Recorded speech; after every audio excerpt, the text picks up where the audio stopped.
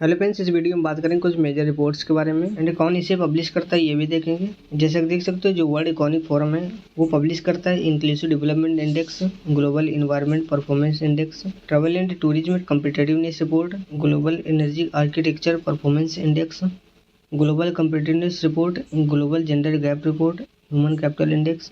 तो ये world economic forum की कुछ मेजर रिपोर्ट्स हैं जो इसे रिलीज़ करता है। अब बात करें यदि इंटरनेशनल एनर्जी एजेंसी की, तो ये रिलीज़ करता है वर्ल्ड एनर्जी आउटलुक, जो रिपोर्ट होती है, इंडेक्स होती है उसे। उसके बाद में जो United nation conference on trade and development है यानी अंकटाड, वो रिलीज़ करता है the technology and innovation report, world investment report, the information economy report, the trade and development report.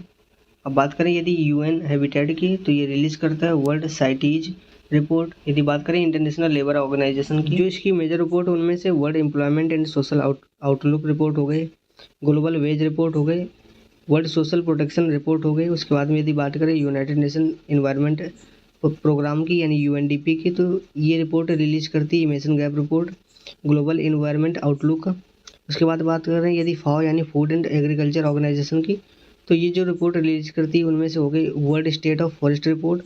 यदि बात करें वर्ल्ड इंटेलेक्चुअल प्रॉपर्टी ऑर्गेनाइजेशन की, तो ये रिलीज करती है वर्ल्ड इंटेलेक्चुअल प्रॉपर्टी रिपोर्ट।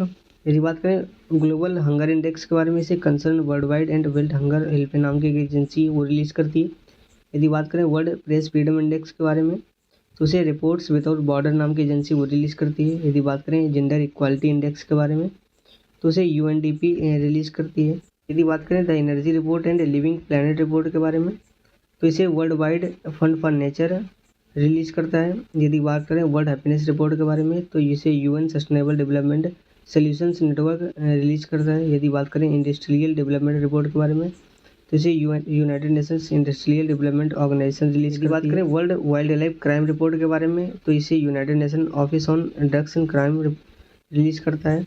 यदि बात करें ग्लोबल एजुकेशन मॉनिटरिंग रिपोर्ट के बारे में, साथ ही साथ जेंडर पार्टी इंडेक्स के बारे में, तो इसे यूनेस्को यानी United Nation Education on Scientific and Cultural Organization release करता है।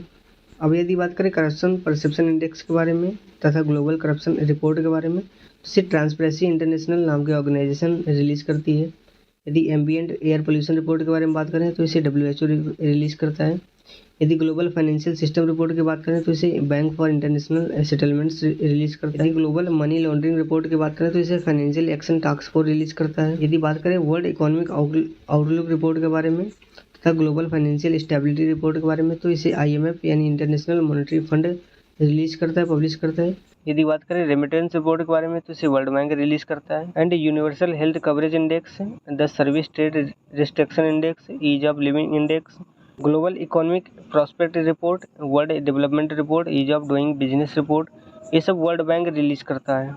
यदि बात करें the Programme for International Student Assessment report के बारे में, तो इसे ऑर्गेनाइजेशन फॉर इकोनॉमिक डेवलपमेंट जो एजेंसी वो रिलीज करती है।